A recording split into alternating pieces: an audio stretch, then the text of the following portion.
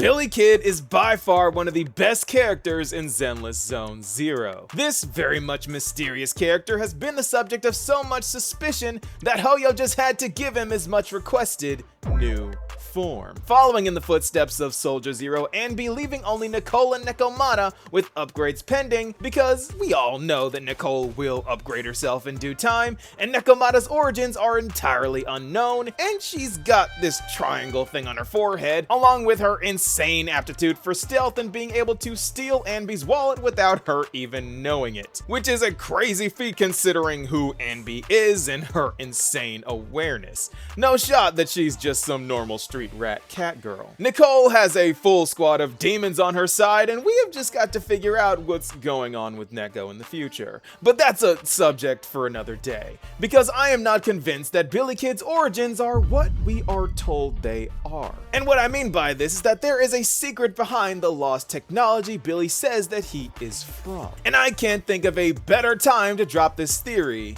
than now.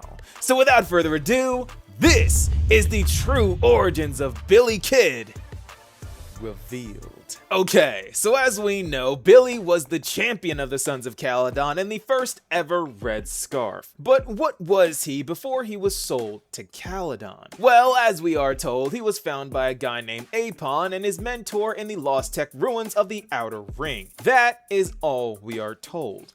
But I believe there is more. Two things, in fact, that have been in the back of my mind ever since the game's release that have been causing problems and stirring around in my head, making me doubt all that I have seen. And these two things would be the description of Billy on the official Hoyo website and the officially released concept art. And hear me out, his description on the official Hoyo website reads, "A handsome cyborg with a casual, carefree personality." And as we know, a cyborg is part human, part robot. However, this description has changed within the past year to calling him a handsome android with a carefree personality. Now, I would have thought that this was a Mandela effect if I wasn't paranoid enough in February of last year to take screenshots.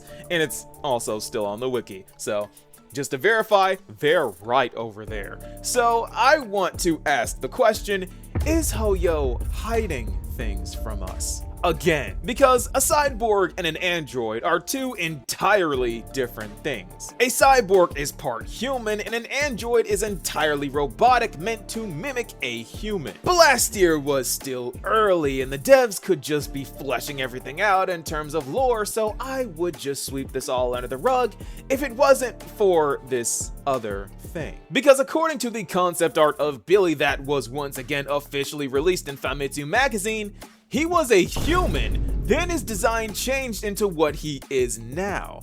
But we all know that Hoyo doesn't really tend to scrap designs, especially ones as detailed as this. This is not just some simple design. There is a lot of detail that goes into this. And remember, this character was called Lucia, but that's 100% Idari, so yeah, Hoyo really tries to keep designs. They know that that is their main selling point. So first we have this official description of Billy calling him a cyborg, then later changing to an android. Then we have the concept art of him being a human and then changing into an android later on.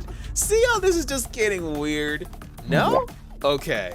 So, from what we know about intelligent constructs, they are very much human. They can drink most liquids and even have dreams while resting. Notably, Qingyi, as one of the oldest known intelligent constructs, says herself that she has experienced having dreams before. But one thing that Billy in particular says is unique. He tells us in one of his dialogues that he got hungry. Now, that is a feeling that he shouldn't have.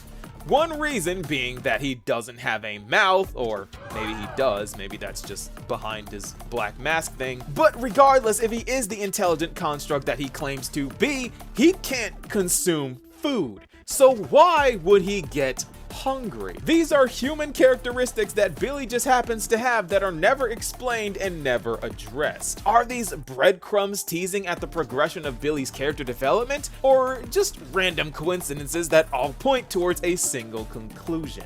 A conclusion that keeps recurring, suggesting that Billy was a human that was converted later on into an intelligent construct. Or rather, one of the first humans to turn into an intelligent construct. Because we are well aware of the extreme and strange human experimentation that was being done before the fall of the Old Capitol, with our two proxies most likely being the magnum opus of Helios Academies, or their final legacy. Something I have dubbed as the perfect sacrifice, as I stated in my recap video, and that has since become a rather popular theory. The TLDR being that what our proxy siblings turned into is the same type of being that crawled out of the statue in the Bellabog Heavy Industry story that also happened to kick off the issues that we had with our ocular implants. And judging by the fact that Carol Arna was in league with the Exaltus in some way, odds are there were some dark human experiments going on back then, just as there are now. Seed is also part of this, by the way. She just has some type of telekinesis over machines, and she was the product of Helios Academy too. Because all of the sacrifices tend to bind to machines in some way or another. Which leads me to think that Billy was either the first or one of the first humans to get their consciousnesses extracted and placed into an intelligent construct body.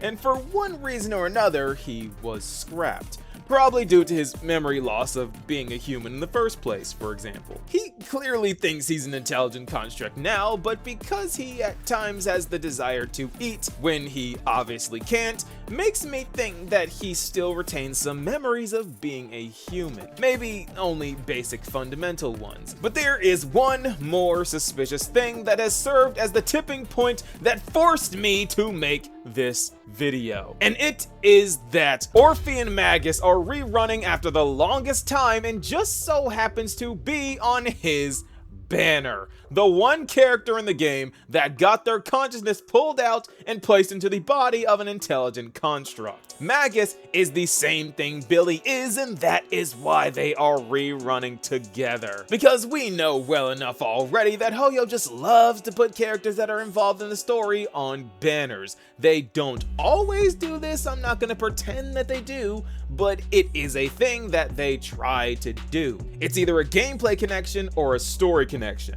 But back to the theory, Billy is perhaps a better version of what Magus is, or a different stage in the experiment. And just speculating here, due to the technology to properly put a human consciousness into a robotic body being lost technology, the Defense Force had to grow a clone of the person and attach the construct to that and hope for the best. Because I'm just assuming here, with Magus being such an incredible soldier as she was in her heyday, you would think that they would just put her in a robot body if they could. But for some reason they just made her a tail and grew a clone of her. Because the Defense Force is just really good at making clones for some reason. So that's why I think that the whole human consciousness into a robotic body is lost technology. That's not confirmed, but it would make a lot of sense if that's the case. So while Magus was placed into the body of a pretty much a tail intelligent construct, Billy is in another stage of the experiment entirely.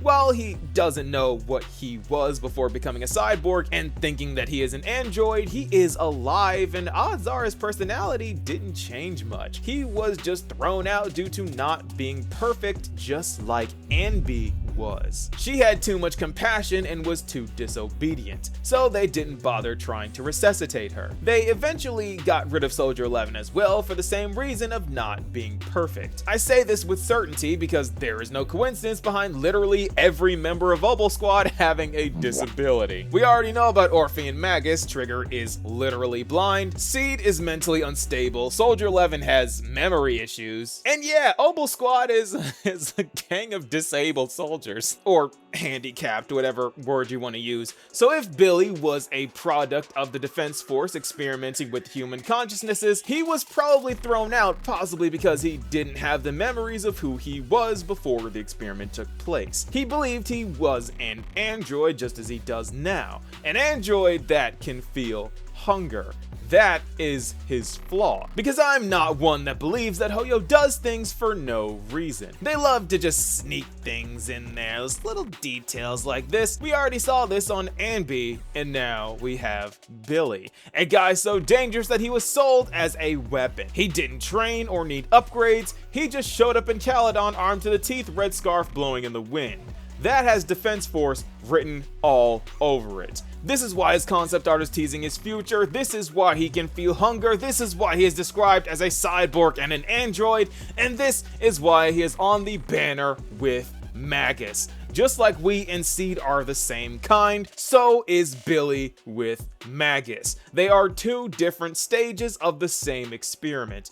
Both were humans turned into intelligent constructs. It's a wild theory, but I predicted Anby and Soldier Zero's connection in less than a month after the release of the game, so I could be wrong, but this is the true origins of Billy Kid revealed. I have been sitting on this video for a year just waiting for a good time to make it. And with the release of Starlight Billy, I think this is just the perfect time. This video was originally going to be titled Billy is a Nikke, and that's why they put so much of an emphasis on his butt, because you see, you take a human consciousness and put it into a robot, that's what a Nikke is. So yes, I have always been this unhinged. I'm always trying to string together connections and drawing conclusions because it's fun, and sometimes, like with Anby, I end up being completely right. And that is just the most euphoric feeling you can feel as a theorist. But until we get more evidence or Hoyo decides to tease us more, that is all I have for now. What do you guys think? Be sure to let me know, and I'll see you all in the next video. Peace, y'all.